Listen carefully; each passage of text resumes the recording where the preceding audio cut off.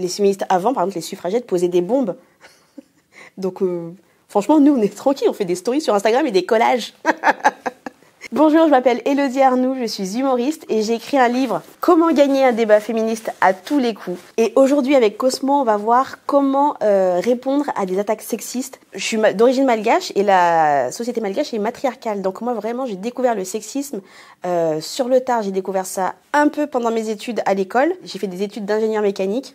Donc on était 10 filles pour 100 mecs, quoi. En travaillant, en côtoyant des gens qui ont 50 ans, 60 ans, mes collègues de travail, là vraiment je me suis pris le sexisme en pleine poire et je me suis dit « Ah mais encore ça, on en est encore là !» Les clichés, c'est les femmes sont plus douces, elles vont pouvoir apaiser les conflits. En fait, on met en avant des valeurs qui ne sont pas des valeurs de compétences professionnelles, mais c'est toujours des qualités qui nous ramènent aux soins, au côté maternel. Comme si on voulait nous renvoyer à la maison et nous occuper de nos enfants. Sur la tenue, par exemple, on te disait si t'avais une jupe ou si t'étais maquillée, c'était toujours oula, t'es bien coquette ou quelque chose. Tu vas en boîte, t'inquiète pas, les neurones ne se dissolvent pas dans le gloss. Dans les situations de séduction aussi, il y a beaucoup de sexisme auquel on peut être confronté. Il y a par exemple les hommes qui disent moi je préfère les filles naturelles.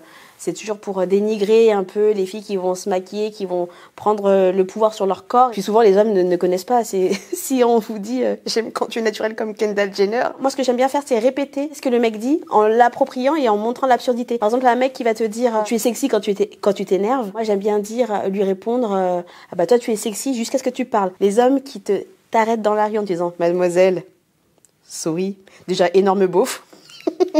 Énorme beauf, on va vous le dire. C'est ce qu'on pense. Hein. Vous pensez que c'est stylé? On pense waouh, OSS 117. Qui sont ces hommes qui pensent qu'ils sont des réalisateurs et qui doivent nous diriger comme des actrices? On n'est pas là pour leur bon vouloir, on n'est pas là pour leur faire plaisir visuellement, esthétiquement. C'est toujours en fait cette volonté de vouloir contrôler la femme et même son humeur. Ceux qui disent que les féministes sont trop radicales, les féministes avant, par exemple, les suffragettes posaient des bombes. Donc franchement, nous, on est tranquilles, on fait des stories sur Instagram et des collages. Non, on n'est pas radical, c'est juste que ça les embête, quoi. Ceux qui disent, par exemple, il y a des combats qui sont pires. On peut s'amuser à classer les oppressions si ça t'amuse, mais c'est pas le but du jeu. C'est vraiment une stratégie, ça, d'évitement du débat. Moi, en général, j'aime bien répondre pour montrer l'absurdité de dire il y a pire. C'est comme si tu dis à quelqu'un, voilà, typiquement qui s'est pris une balle dans le ventre. Oui, mais Roger, lui, il a eu un accident de voiture, c'est pire, donc tais-toi. Le patriarcat tue des gens, des femmes meurent sous les coups de leur conjoint, mais le féminisme n'a jamais tué personne, et pourtant c'est pas l'envie qui nous en manque.